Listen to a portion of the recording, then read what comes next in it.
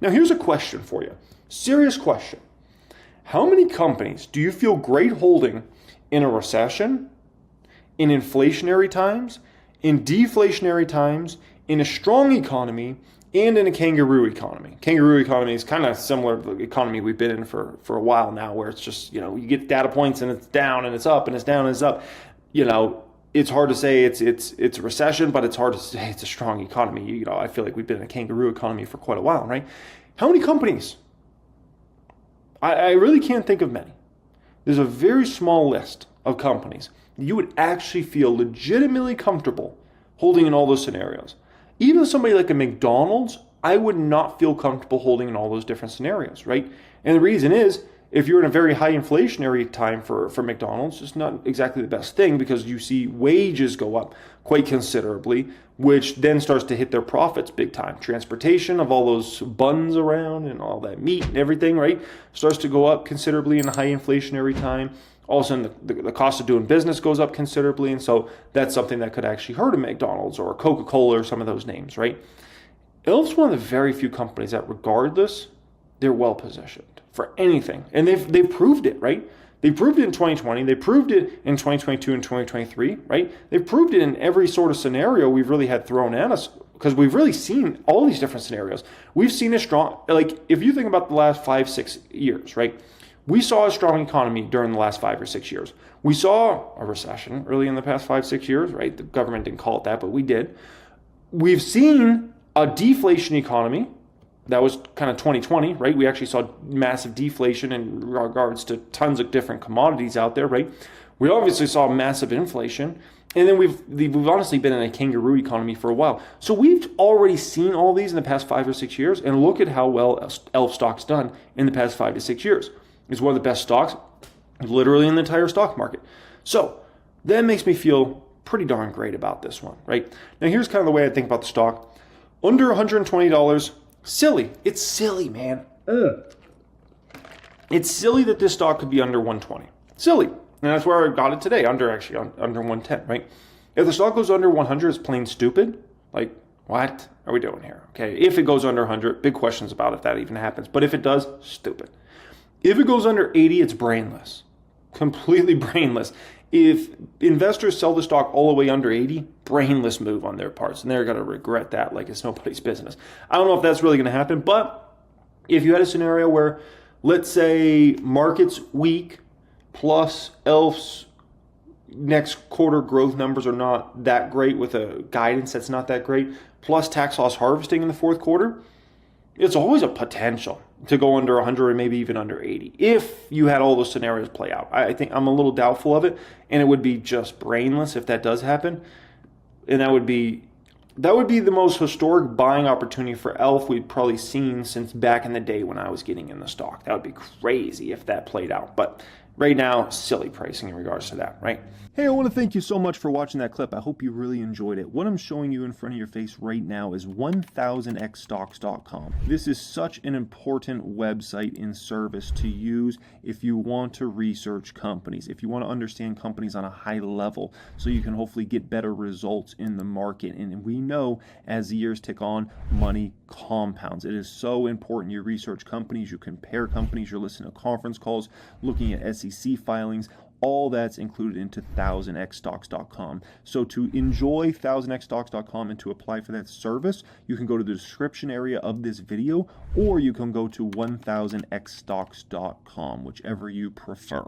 So listen, there's a lot of stocks in this market that I want to buy right now. And I mean, it's a long dang list. My potential buys watch list is the longest it's been in probably since 2022, just to be quite frank. Okay, but there's one stock I bought $32,000+ up here today, and that stock is ELF on a shelf. Yes, ELF Cosmetics, ELF Beauty, the juggernaut that is ELF, one of the I would say by far and away the most well-run cosmetics company in the entire market for the past number of years. Absolutely extraordinary company. The stock has been absolutely crashing here recently, and I went out there and I placed a pretty big order today. 300 shares I bought. I got those shares at $108.88 there. It was $32,664 in my Ally account here today. I keep a bunch of money in savings over there in Ally, and I moved some of that money over, and I said, we gotta deploy some of this on a stock like ELF here today. Okay, now why? Like why today? Like why go buy this stock? Right? It's an absolute falling knife. There's no debating that. ELF stock is a falling knife. You want the definition of a falling knife? ELF is a falling knife, okay? First off, everybody throw a pity party for me. I'm down to my last 1,400% gain on this stock. It is so sad. But listen, in all seriousness, this is since late July. The stock has been cut in half since late July. Late July wasn't even that long ago. And the stock is already cut in half? What? What do we have going on here? From the stock was, 220-ish, almost 220, right? To 110 here today. I bought those shares at, 108 or whatever? What? Oh, right, 108, yeah, 108.88. What's going on here? What went south in regards to ELF on a shelf, and why am I buying the stock here today? Well, here's what went south, okay? The company had been consistently growing 70% plus clips for quarters in a row, many quarters in a row. 78% growth, 76%, 76%, 84%, 71%. So people got very accustomed to kind of the 70 to 80% range of growth for 5 straight quarters, right? And then you slow that way down to 49%. Now, 49% is amazing growth. But when you're accustomed to these sorts of growth rates, sometimes it can be very hard in a stock. This is the same exact phenomenon we're seeing in 2 other very popular stocks right now, right? There's, in terms of a major growth slowdown, right? From like these incredibly ridiculous rates to, let's call it still unbelievable, right? Like, give me a break. How many companies would switch places with ELF? Like just about every other company in the stock market. Like literally, if we said the thousands of companies in the stock market, who would trade places with ELF in regards to revenue growth? Almost every single other company. Almost, literally. They're a top 1%, if not the top 1% of the 1%. Special, right? But this is the same phenomenon that's going on with 2 other very popular stocks right now, right? That are facing growth slowdown. What are those stocks? 1, the most popular stock in the entire stock market for the past couple of years. What is it? NVIDIA. NVIDIA is starting to face the slowing growth cycle, just like an ELF, right? And what have we seen? NVIDIA stock's obviously down considerably from the top it reached just a few months ago, right? There's another extremely popular stock that is facing the same exact thing right now.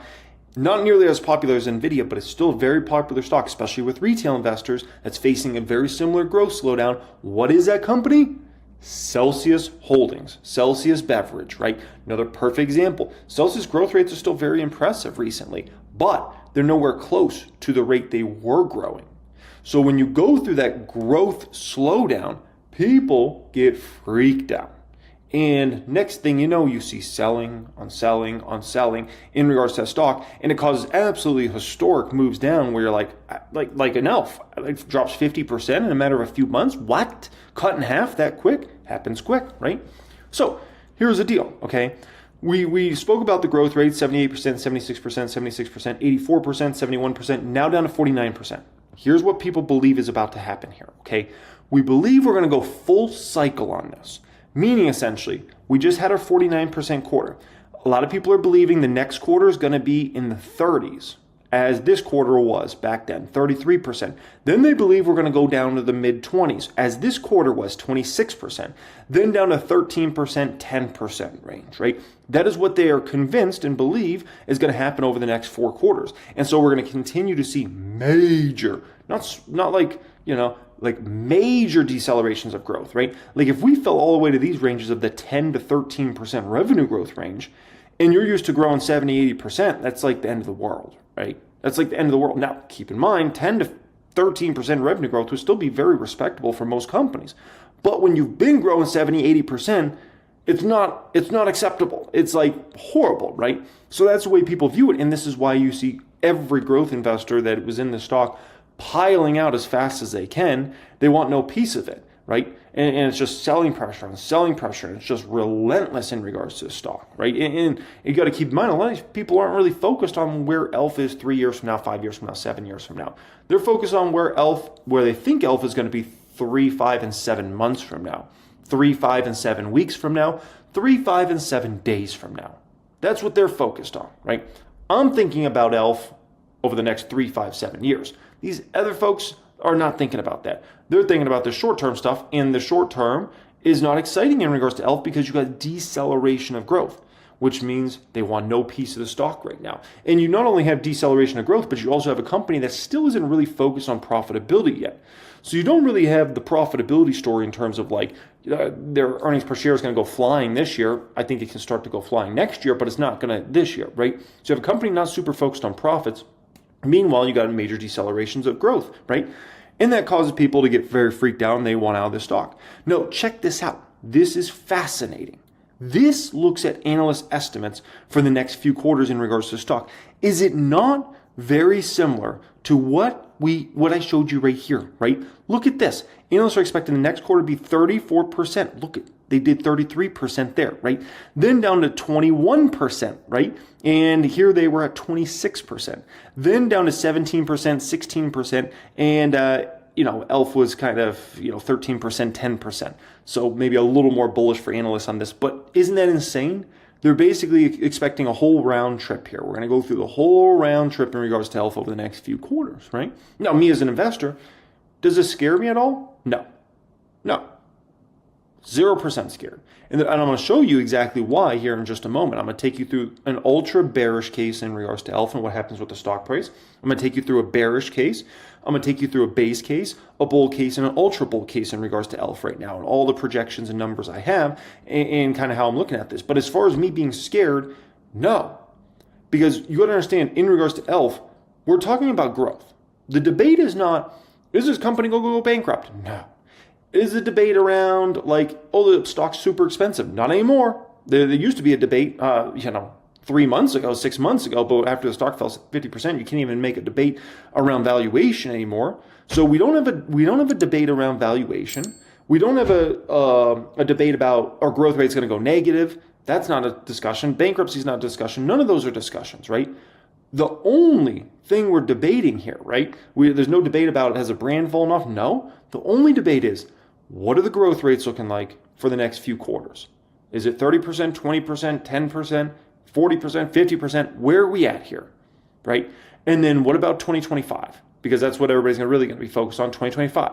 Are we going to grow revenue 15%, 20%, 25%, 35%? That's what the debate is, okay? It's very important everybody understands that. That's why I'm not scared.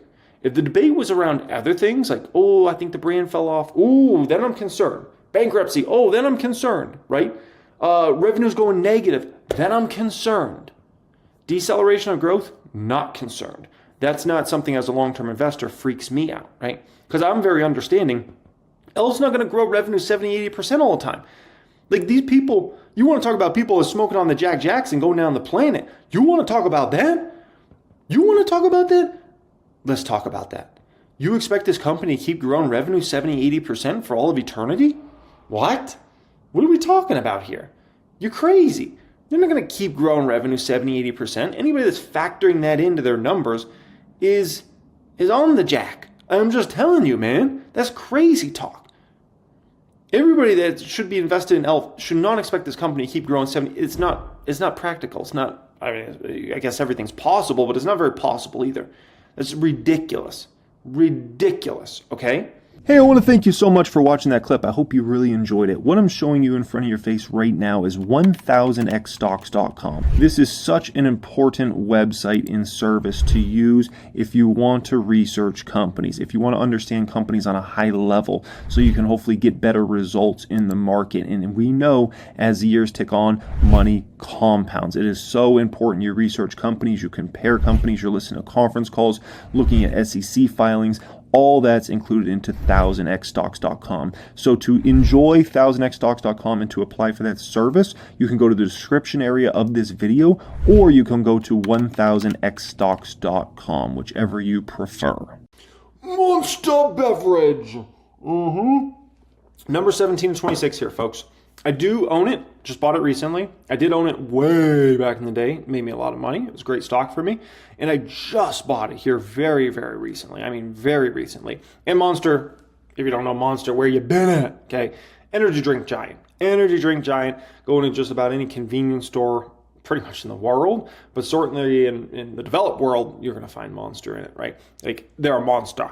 So in regards to Monster, 27 forward P, 2-year forward P, 23. It's for a company that has growth and as a drink company, that's about what you would expect to pay, 25-ish, somewhere in there when it comes to kind of forward P on the stock like this. Like if you got growth and you're a drink company, like you're going to command that because people look at it as a stable, addictive business model, right? Next year, earnings per share growth in Monster is expected to be over 20%. Next year, revenue growth expected at about 15% on this one. When it comes to Monster, I ran my projections here, 10% revenue growth a year on average and 15% net income growth on average, right? Puts it at net income margins about 28% come 2028. Isn't that fitting? 25 to 30 PEs, fair for this company. And that gives a CAGR of about 11% to 16%. So, decent, right? Decent. I think Monster's it's not the most exciting buy, but it's still a moneymaker, and I wouldn't be surprised at all if Monster outperforms SP 500 over the next 4 or 5 years. Cake. Cheesecake Factory, number 18 and 26.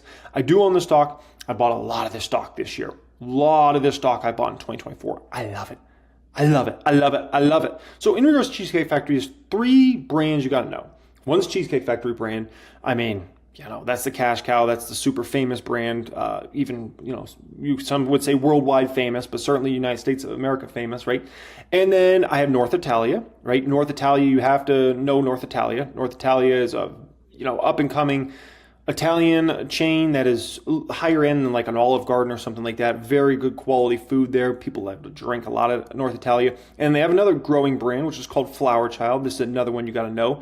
Very fast growth from Flower Child, okay? Now, when it comes to cake, forward P of 11, 2-year forward P of 10. Next year, earnings per share growth expected 14%. Next year, revenue growth expected around 8%. So for cake, I'm expecting around 9% revenue growth on average, 2025 to 2028.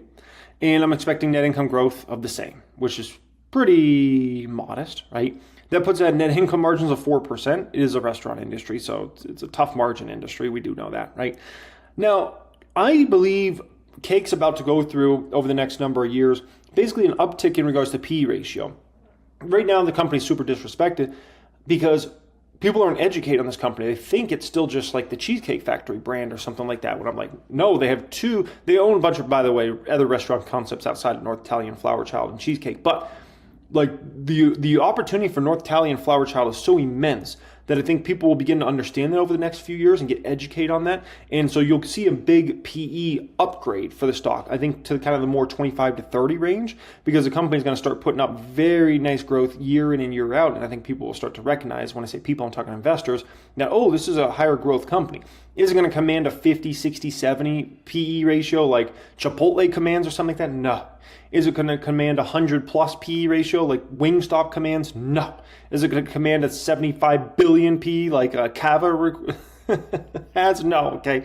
But I do think there's going to be a nice uptick in regards to PE ratio, which gives me a CAGR on the low end of about 30 and on the high end of about 36 here. So a cake's a pretty extraordinary opportunity. Oh, and it's a dividend payer as well. So I get to make that dividend money. Plus, I think I'm going to get great share appreciation here. I think it looks pretty good. 19 and 26, just bought this one along with Monster. Celsius Holdings. The stock has had an epic, colossal crash. And it's actually gotten to prices that I said I got to step in and pick up some shares here. Now, Celsius, there's another energy drink company, right? Very well known. No one heard of it 5 years ago, and now it's everywhere, right? Very, very successful. 2-year forward P on this one's 20, and it's interesting because Celsius is very early in their profit journey. I mean, very early days. And so the fact that this company's trading this cheap, this early on in their journey is interesting. And I've done a lot of thinking about, do I think their business model is broken? Do I think there's some systemic problem with their brand? And the answer to that is no. I think there's problems with their short-term numbers, no doubt. But I do not think that's lasting past the next couple quarters here. And I think this sets up very well for 2025 and beyond in regards to this one. I spoke extensively about Celsius stock in this video right here from 8 days ago. 2 new stocks I bought today with a cowboy hat, okay? If you want to hear me speak extensively about Monster and Celsius, watch that 40-minute video there. I spoke extensively about both those stocks in that video. Next one up here, number 20 and 26. Don't own it right now, but I might. Bath & Body Works, 27 stock here today. Ticker symbol on this one's BBWI. And this is a company that, if you don't know them, White Barn, Bath and Body Works, they sell soaps and candles and all that sort of like smelling good stuff, right? They do a lot of business in fall time. They do a lot of business in winter time as well for their fall time related soaps and candles and things like that. And then winter time for Christmas type stuff, right? This one, it trades just so dang cheap. Forward P under 10 on this one. I do not think it's a broken business. I do not think it's a broken business model. If I thought that, then I would say even under a 10 forward P, I wouldn't touch it. I don't think this one's broken. I think this company is going to be just fine. Now, their balance sheet's crap at this company. I got to be honest. Their balance sheet's, but we're about to go into a lower interest rate environment for the next many years, in my belief, how that is, right?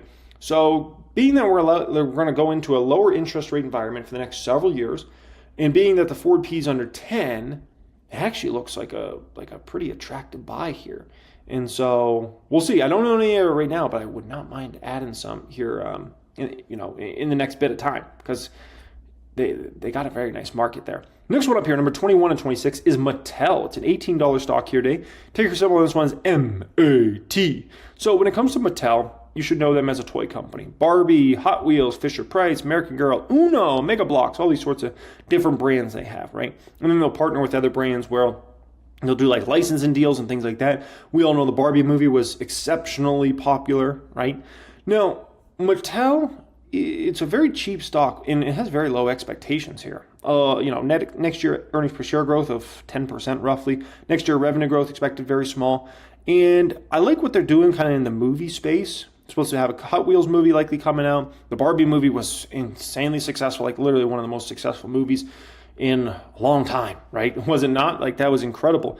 So I like Mattel, man. I really like Mattel. I might buy this one. And by the way, if you think like kids don't play with toys anymore, they do. Trust me. I have 3 little kids. They all play with toys, okay? Kids still love toys. And I don't really see that ever changing. I know we're in the online time frame of iPads and phones and things like that. But I think especially as parents are getting more educated on, like, you can't just give your kid a device all day. Toys come in handy big time. Now, UiPath, number 22 to 26. This is one I'm doing more digging on. So it's $12 stock here today. Ticker symbol on this one, PATH. I still doing work on it. I don't own it right now. I got more work to do there. SoFi Technologies, $7 stock. Ticker symbol on this one, SoFi. Listen, we all know whenever you buy a bank stock, you always have to be prepared to lose 100% of your money, right? That is, honestly, any stock, you got to be prepared to lose 100% of your money, right? Hopefully you get out way before that happened, because you see the writing on the wall and the numbers and you get out, right? But at the end of the day, you always have to be prepared to lose 100%, and especially with the bank, right? Somebody could get over leveraged, and loans could go bad, and next thing you know, the FDIC has to take them over or something like that, right? So we all know when you buy a bank, that's the risk.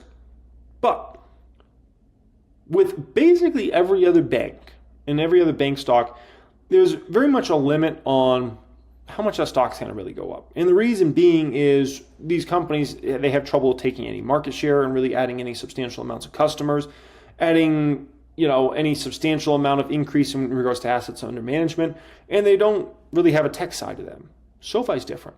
SoFi's taking market share. They're increasing their market share immensely, right? They're taking customers. Their assets under management continues to skyrocket. They have a tech side of their business as well in regards to Galileo. So the company sets up in an absolutely epic way. And so the way I look at SoFi is you're buying a bank with unlimited upside, literally unlimited upside over this next 10, 20 years. And they're honestly the only financial institution I've come across that I truly believe they have a great opportunity to become a giant in banking. It's the only one. It's the only one I know of that I've ever looked into that I'm like, they're not a giant today. They're actually really small compared to these other guys, but they have an opportunity over the next 10, 20 years to become a giant, right? To get in the same sentence of a Goldman Sachs or a JP Morgan and those sorts of guys, right? Bank of America, Wells Fargo, like up there. So yeah, it's very, very attractive. Goldman Sachs, JP Morgan, all those stocks, like they can be fine stocks. It's just they have such limited upside, right? Now, in regards to SoFi, I talk about SoFi quite a bit on the reaction channel. I'll react to Anthony Noto goes on CNBC every once in a while. I react to that. And then additionally, there's always news in regards to SoFi. So I react to a lot of that on the reaction channel. So if you don't follow me on the Reaction channel, you might want to if you're interested in SoFi at all. Now, the Honest Company is number 24, 26 here. Stock's about $4 here today. Ticker symbol HNST. They sell diapers and wipes and beauty products and soaps and lotions and all those sorts of things. Go to Target, go to the cosmetics area, go to Target, go to the baby area. You're going to find a lot of Honest products there. Okay, I own over 50,000 shares of Honest. I love the way this one sets up. Carla's been doing a heck of a job at the company. This is Carla's time period since she came over the company. 21% growth, 7%, 1%, 10%, 3%, 10%. She's getting the revenues going back in the right direction here, and she's also getting the earnings per share back. I mean, they were taking big losses, and then she's really got things turned around the past 4 quarters here. She came over at the beginning of 2023, and she turned the ship around quick, man, really quick. I was shocked. And look, they beat 4 straight quarters in regards to earnings per share, including some that were significant beats. Additionally, every single quarter since she's been at the company, they've beat on revenue. Every single quarter. So I think she's doing a heck of a job here, and I think we got a great turnaround candidate on a very cheap price to sales ratio here. So I think Honest sets up phenomenal for the next several years. They are always a potential buyout candidate. That is something to keep in mind as well. I don't think they should put themselves up for sale yet, my personal opinion. Get this company out of the gulag. The gulag's $5. Get them out of the gulag, right? Continue to expand the company, revenues, profitability, and then we can talk maybe 2026, 2027. Maybe then you would want to explore a sale to a bigger company at that point in time, right?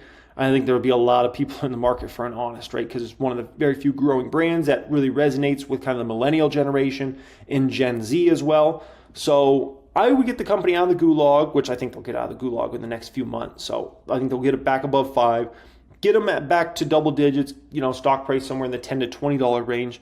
And then I would start exploring the idea of potentially selling the company, right? For maybe somewhere in the $20 to $30 range at that particular time, right? Get them onto solid profitability. And I think that a lot of brands would be interested because they would see the revenues going up, right? They would see the brand that resonates with the younger generation. And additionally, on top of that, they'd see, this is a profitable company. It's going to be margin accretive, and it could be actually earnings per share accretive to a bigger brand. Whew. Yeah. Then you could talk about, a buyout at $25 or $30 at that particular time. So Carla's just got to keep going here, and I think she could end up making like a boatload of money, like a lot of money. I think she could end up making for herself, and obviously, being somebody that turned around the company in an amazing way. And she's been part of deals in the past, right? She took over the Annie's brand after that was acquired by General Mills. Annie's is a stock I used to own back in the day, way back in the day, in like my Whole Food days back then. So, anyways, long story short, things are going much better at Honest, and I think they're going to go a lot better. And I think you're going to start seeing this company be profitable quarter in and quarter out with revenue growth. Woo, that's going to be very exciting.